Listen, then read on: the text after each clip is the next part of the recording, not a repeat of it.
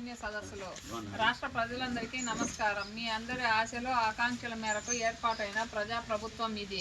మీరు ఏ మంచినైతే కోరుకుని ఆశీర్వదించారో దానిని నెరవేర్చేందుకు ఈ ప్రభుత్వం కట్టుబడి ఉంది. అనుక్షణం మీ మంచి కోసం, మీ అభివృద్ధి కోసం, మీ సంక్షేమం కోసం, మీ రక్షణ కోసం శ్రమిస్తుంది. సంక్షేమం, అభివృద్ధి కార్యక్రమాలను చేపట్టడంతో పాటు ప్రజల ఆస్తులకు రక్షణ కల్పించే బాధ్యత చేపట్టింది. అందులో భాగంగానే గత ప్రభుత్వం ప్రజల భూములకు రక్షణ లేకుండా చేసిన ల్యాండ్ టైటిలింగ్ యాక్ట్ను కూటమి ప్రభుత్వం అధికారంలోకి రాగానే 2వ సంతకంతోనే రద్దు చేశాం. మీ భూమి మీ హక్కు నినాదంతో భూములకు రక్షణ కల్పించేలా ల్యాండ్ గ్రాబింగ్ ప్రొహిబిషన్ యాక్ట్ను 2024ను ప్రవేశపెట్టాము.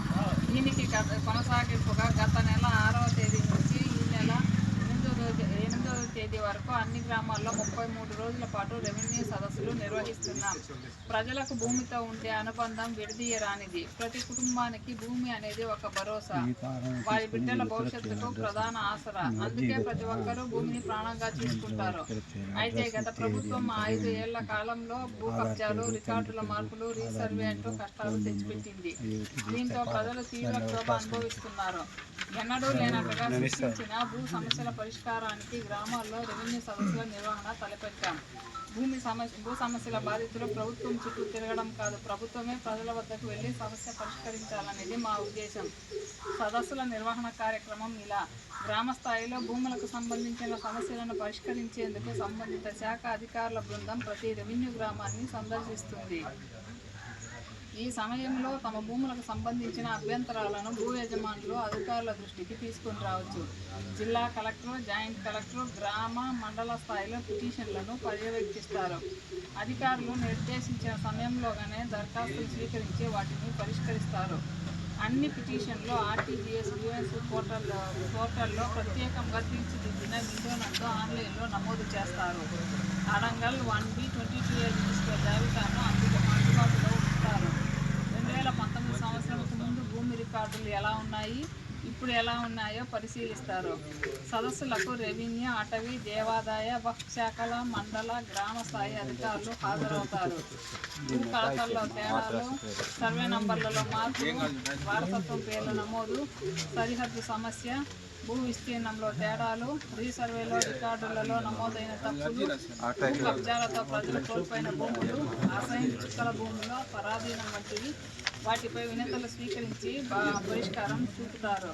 గత ప్రభుత్వం అహంకారంతో తమ బొమ్మలను ముద్రీకరించుకున్న పట్టాదారు పాస్ పుస్తకాలను రద్దు చేసి ప్రభుత్వ రాజముద్రతో కొత్త పాస్ పుస్తకాలు ఇచ్చే ప్రక్రియకు ఇప్పటికే శ్రీకారం చుట్టాం. ప్రజల ప్రభుత్వ ఆస్తుల రక్షణ మన ప్రజాప్రభుత్వం అత్యంత ప్రాధాన్యత ఇస్తుంది. మీకు జీవనాధారమైన మీ భూమికి భద్రత కల్పించే బాధ్యత మాది అని మీకు మాట ఇస్తున్నాము. నేను కూడా స్వయంగా రెవెన్యూ సదస్సులకు హాజరవుతాను. ఈ సదస్సులను రాష్ట్ర ప్రజలంతా సద్వినియోగం చేసుకోవాలని కోరుతున్నాను. మీ సంక్షేమం, మీ బిడ్డల బంగారు భవిష్యత్తు కాంక్షించే కూటమి ప్రభుత్వానికి ఎప్పటికీ మీ ఆశీస్సులు ఉండాలని కోరుకుంటూ నారా చంద్రబాబు నాయుడు, ఆంధ్రప్రదేశ్ ముఖ్యమంత్రి. ఇది నా ముఖ్యమంత్రి గారి సందేశం ఇచ్చినాము. ఇప్పుడు మీకు భూ సమస్యలు ఏదైనా ఉంటే మేము అర్జీలు తెచ్చినాం, ప్రింటెడ్ ఫాము. దాంట్లో మీరు రాసి ఇచ్చి భూముల సమస్యలకైతే దానికి సంబంధించిన పత్రాలు జెరాక్స్లు పెట్టండి. ప్రతి ఒక్కరు అర్జీ లోపల ఆధార్ నంబరు, ఫోన్ నంబరు ఖచ్చితంగా రాయాలి. రాసి సంతకం పెట్టించినారంటే మేము ఆన్లైన్ చేస్తాము. ఆన్లైన్ చేస్తే మీ సెల్కి కూడా మెసేజ్ వస్తుంది. దానికి డేట్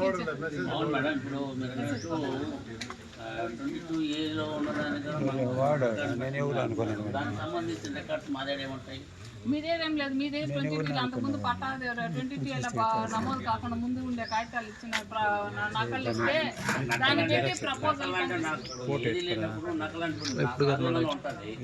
ఏదో అవార్డు వచ్చిన కొన్ని ఉంటాయి, మీరు అన్నట్టు అనుభవంలో ఉండేది కొన్ని ఉంటాయి. ఇలా ఉన్నదాన్ని ఏ విధంగా దాన్ని చేసుకోవాలి? అంతే సార్, సర్వే చేసి చెప్తే అప్పుడు మీకు తెలుస్తుంది.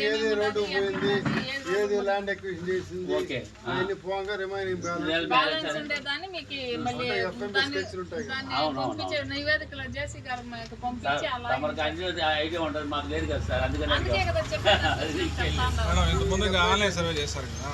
రీసర్వే దాంట్లో 3 సెంట్లు తగ్గించేసారు. దాని పరిస్థితి అంతా రీషేర్ చేసుకున్నాం మేము. గణాలు అట్లుంటాయి.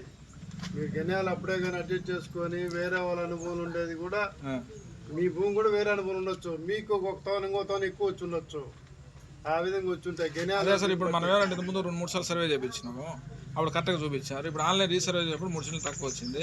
అప్పుడు మనం కొలిసి దాన్ని ఊరుకుండదో వాళ్ళని అడ్జస్ట్ చేయాల్సింది పోయేసి అది శాటిలైట్ సర్వే తీసుకొని మనం అట్లే స్కెచ్ చేసి అట్లే మనకి ఆన్లైన్ ఎక్కిచ్చారు. అదే దాని పరిస్థితి.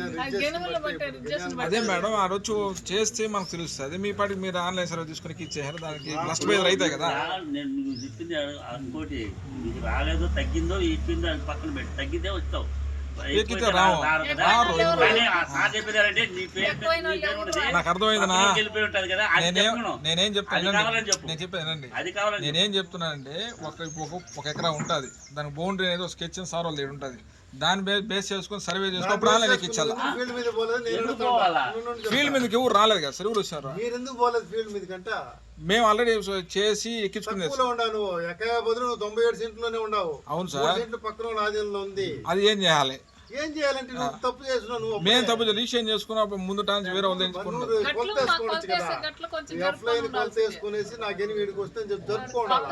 సార్ అప్పుడు ఒకటి చెప్తానండి, వీళ్ళ దగ్గర కొనుక్కున్నాం ల్యాండ్. మనం ఏం చేస్తాం, వాళ్ళు వచ్చి చెప్పారు తగ్గింది. పోయింది లేదు బా, ఆయన సార్ చెప్పేది ఏంటంటే నీ ఆ 3 సెంట్ అనేది ఎవరికో ఇల్లు ఉంటుంది, అక్కడ పోదా భూమి అక్కడే ఉంటది. ఆడ సార్ వాళ్ళు ఏం చెప్తారు, చుట్టుపక్కల మొత్తం రోడ్ సార్, అది పోయింది. అది పరిస్థితి వేరే వాళ్ళకి కరెక్ట్గా ఉండదు. పక్కన గవర్నమెంట్ ల్యాండ్ అయ్యా కాలువ కాదు, ల్యాండే లేదంటాడు. కాలువ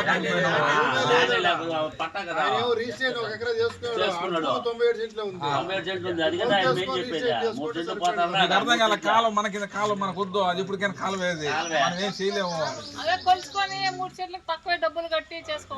అయిపోయింది మేడం, ఇప్పుడు సరే ఇంకా ఏం చేయలేము. ఎక్కడో ఉంటుందండి ఆ 3 సెంట్లు పక్కగా ఉంటే మాత్రం అది ఎక్కడ మీరు చెప్పి కరెక్టే సార్, సర్వే చెప్పినట్టు అంతే. ఆ పక్క చెప్పాలి పల్లె అది వచ్చాడు రోడ్డుకి, నేననేది ఎవరికైనా వెళ్ళిద్దా